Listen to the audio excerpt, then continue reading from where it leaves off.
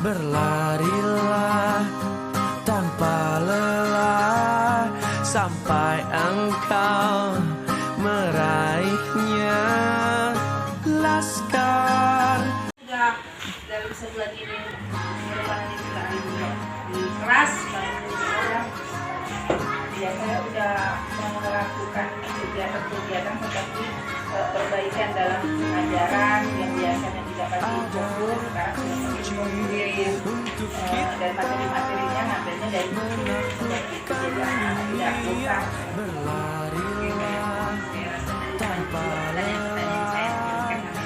bukan saya lihat nih RPP yang akan dilaksanakan ya, siapnya anak saya antisipasi saya lakukan di 15 kita mulai ya, antisipasi nanti selesai akan menyelenggarakan kita kalau kelas ya bebaskan mimpimu di angkasa.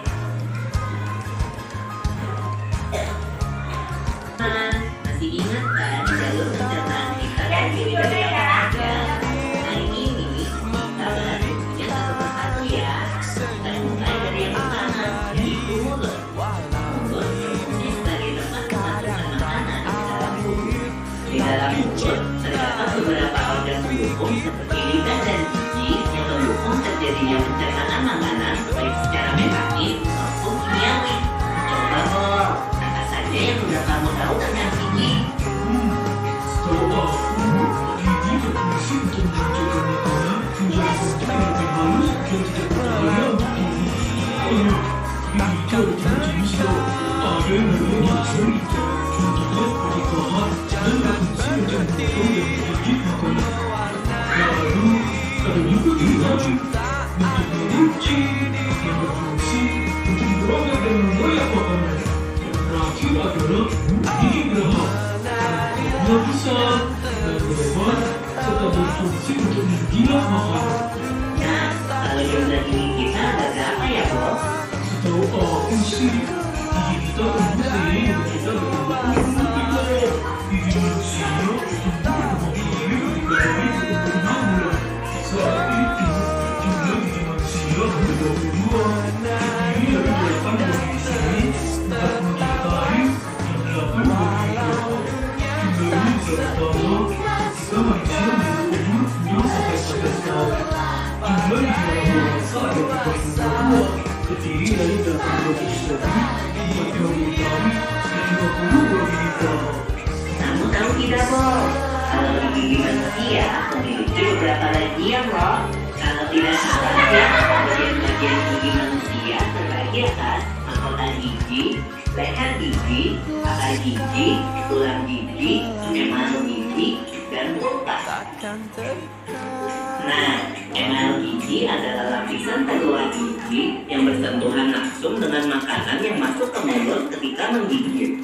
Sedangkan pulpa adalah bagian gigi yang menyimpan banyak sekali pembuluh darah dan saraf.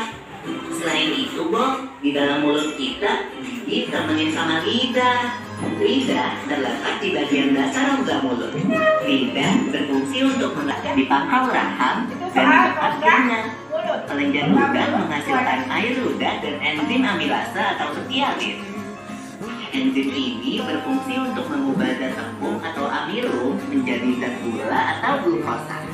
Setelah dari mulut, makanan masih melewati proses yang panjang sekali dalam tubuh. Kita lanjutkan di video berikutnya. Mulut ya. Setelah dari mulut, makanan kita menuju kerongkongan. Dari mulut, sekarang ke kerongkongan. Sentimeter yang menghubungkan antara rongga mulut dengan lambung. Di dalam kerongkongan terjadi. Jadi tadi tentang mulut, sekarang masuk ke kerongkongan. Ini yang dimaksud dengan kerongkongan. Pegang kerongkongannya masing-masing. Ini adalah kerongkongan. Mana mulut yang diceritakan tadi ya? Buka mulutnya lebar-lebar. Nah, buka mulut. Kita membuka dengan bantuan enzim langsung masuk ke kerongkongan. Siapa yang membantu? Enzim sama juga dengan air ludah kita. Itulah yang masuk. Itu adalah zat kimianya seperti contoh tadi. Dan di situ dibantu dengan apa?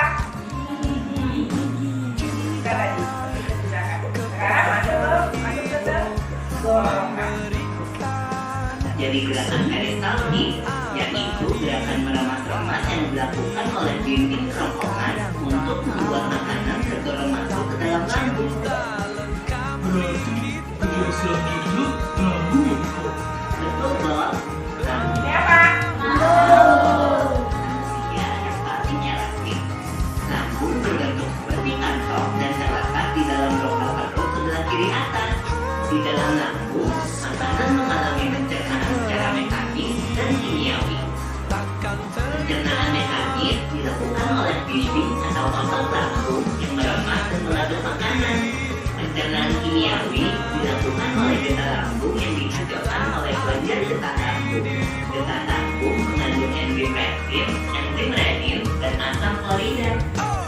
Enzim peptin berfungsi untuk memecah protein menjadi vektor. Enzim renin berfungsi untuk mengendapkan protein susu menjadi kasein. Asam klorida atau HCl berfungsi untuk mengasamkan makanan dan membunuh kuman yang masuk bersama makanan. Nah, habis itu makanan kita pergi ke toilet ya? Kamu ini belum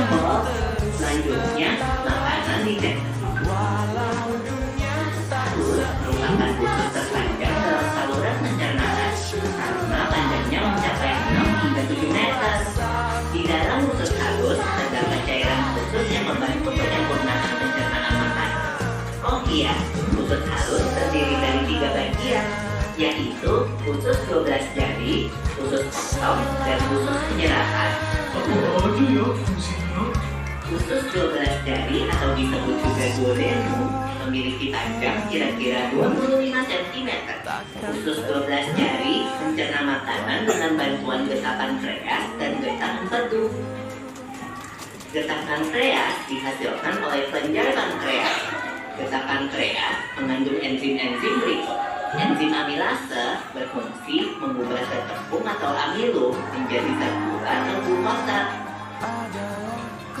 Enzim tripsin berfungsi mengubah keton menjadi asam amino. Enzim lipase berfungsi mengubah lemak menjadi asam lemak dan gliserol. Kalau getah empedu dihasilkan oleh hati dan disimpan dalam kantong empedu. Getah empedu berfungsi untuk mencerna lemak. takkan terikat waktu. Terletak di antara usus 12 jari dan usus penyerapan. Usus kosong memiliki panjang sekitar 2,5 meter dan berfungsi untuk mencerna makanan dari usus 12 jari. Terakhir adalah usus penyerapan yang merupakan tempat penyerapan sari-sari makanan. Di seluruh permukaan dindingnya terdapat ujung-ujung pembuluh darah yang menyerap sari-sari makanan. Kemudian, sari makanan diedarkan melalui aliran darah ke seluruh bagian tubuh. Jadi makanan yang kita makan kembali lagi ke dalam tubuh kita ya? Iya bang, habis itu sisa makanan yang dicerna masih berlanjut ke usus besar. Nah, usus besar berfungsi menyerap cairan, vitamin, dan mineral dari sisa-sisa makanan yang telah diserap oleh usus halus. Pada usus besar terdapat bakteri yang berguna untuk tubuh bernama E. coli yang berfungsi untuk membantu proses pembusukan sisa makanan. Proses pembusukan sisa makanan akan menghasilkan kotoran atau feses yang kemudian dikeluarkan melalui anus. Oh gitu. Nah, gimana dengannya? Itu disebabkan oleh apa ya Victor? Organ terakhir yang bernama rektum adalah ujung muara dari usus besar yang berfungsi sebagai tempat penyimpanan feses sementara. Ketika rektum terisi penuh dengan feses, maka darah akan mengirimkan rektum otak menimbulkan rasa ingin buang air besar. Anus adalah lubang di bagian bawah sakral yang berfungsi sebagai tempat keluarnya feses dari tubuh. Jadi begitu ya? Dari keterangan tadi itu ada tahapan tentang pencernaan. Apa tadi itu? Dengan susunya. Terus apa lagi? Itu apa?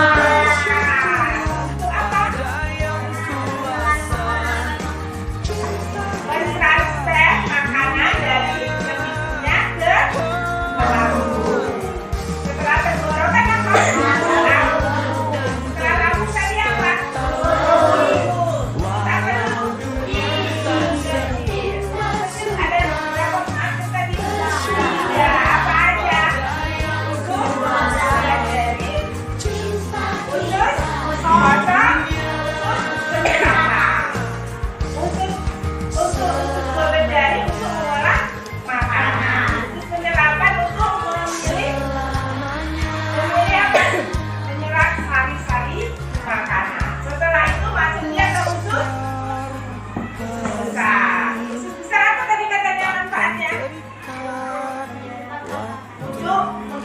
Kotoran ke arah anus. Anus membuang apa? Kotoran. Udah ngerti ya?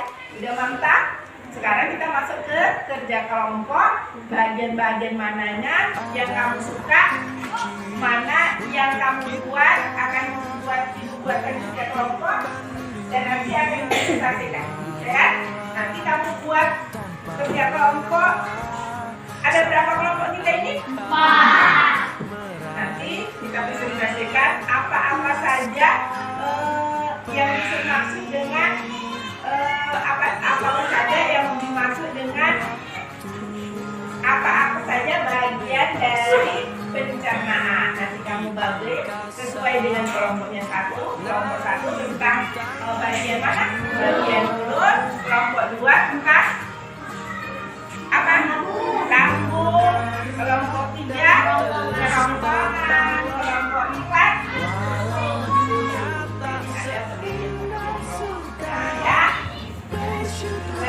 Baiklah, kelompok kita beres.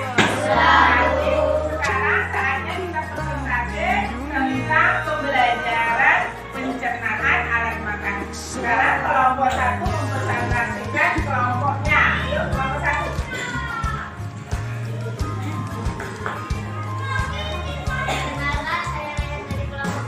Kelompok 1 semuanya maju, biar tahu ibu mana nih. Kelompok 1.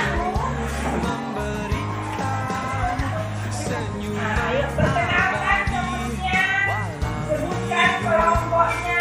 Ini semua. Ayo. Berikut saya akan menjelaskan hasil presentasi kami.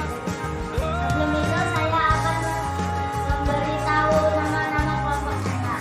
Raihan, saya sendiri, adik, dan Sinta. Saya akan mempresentasikan organ tubuh fungsi mulut pada proses pencernaan, tempat menghaluskan makanan, tempat memasukkan makanan, menghaluskan makanan dengan cara menghaluskan dari makan. Maju dulu. Sekarang masuk kelompok 2. Kelompok 2. Presentasikan.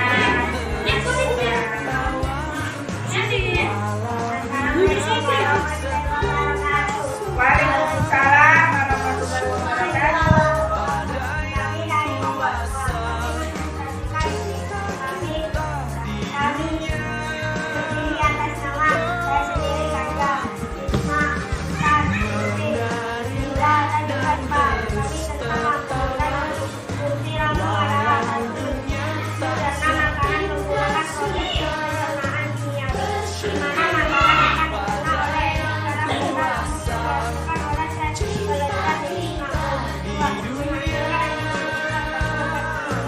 gorila. Enzim ini yang membantu proses pencernaan kimiawi. Tinggal satu dan Nanti akan begitu sedikit. Dulu dekat. Kami dari kelompok 3 akan mempresentasikan. Assalamualaikum warahmatullahi wabarakatuh. Waalaikumsalam. Warahmatullahi wabarakatuh. Perkenalkan, kami dari kelompok 3 ingin mempresentasikan kerongkongan. Nama saya Dwi Naura Rifki Aldika Gila. Tenggorokan. Alat pencernaan ini memiliki beberapa fungsi, mengantarkan makanan dari mulut menuju esofagus. B. Esofagus. Fungsi esofagus yakni menghaluskan makanan menjadi bagian Ya kan sama-sama belajar kita kan? Ya.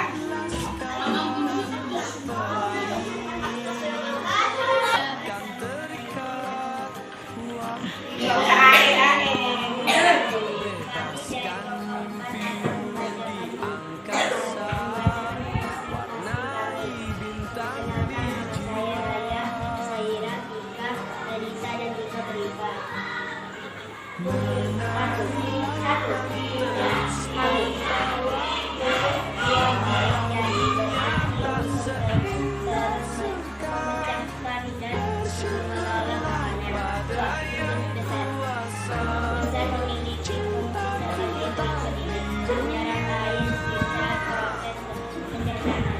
Iya. Kasih ya. Sekarang hasil kelompoknya kita masukkan ke portofolio kelompok. Di sini terima kasih masing-masing kelompok sudah mempresentasikan kelompoknya. Kasih dulu pengumuman 3 kali untuk kita semuanya. Terima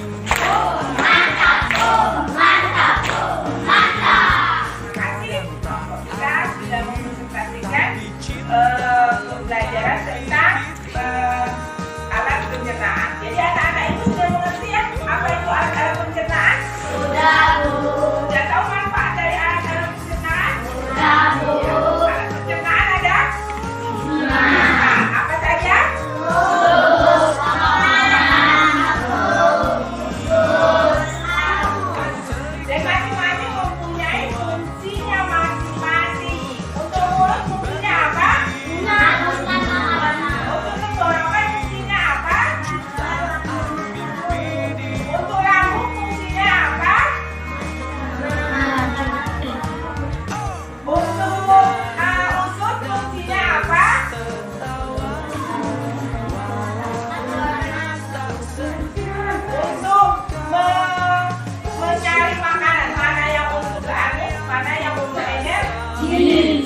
Mana yang untuk dipakai di dalam hidup kita, mana yang untuk dibuang. Terus selanjutnya apa? Manfaatnya apa? Membuat kotoran. Jadi semua yang kita makan itu belum tentu berfungsi. Ada sebagian yang untuk tubuh kita dan ada juga sebagian yang harus dikeluarkan melalui anus. Sudah mengerti? Sudah mengerti. Kalau gitu kita kasih dulu tepuk wow. Mari Dawin, mari Daud, mari Dawin, mari Daud. Sudah anak-anak sudah mengerti, pembelajaran hari ini sudah mengerti, sudah bekerja kelompok. Pelajaran besok kita mengenai tentang hak dan kewajiban. Di sini Ibu minta anak-anak itu belajar tentang hak dan kewajiban. Tentang pelajaran kemarin juga jangan sampai dilupakan, ya. Besok belajar tentang hak dan kewajiban. Hak dan kewajiban kita untuk menjaga diri kita, ya. Karena ada hak dan kewajiban kita untuk tubuh kita, ya. Bisa dimengerti? Jadi Ibu akhiri dengan Assalamualaikum warahmatullahi wabarakatuh. Waalaikumsalam warahmatullahi wabarakatuh. Cinta kita di dunia selamanya, selamanya.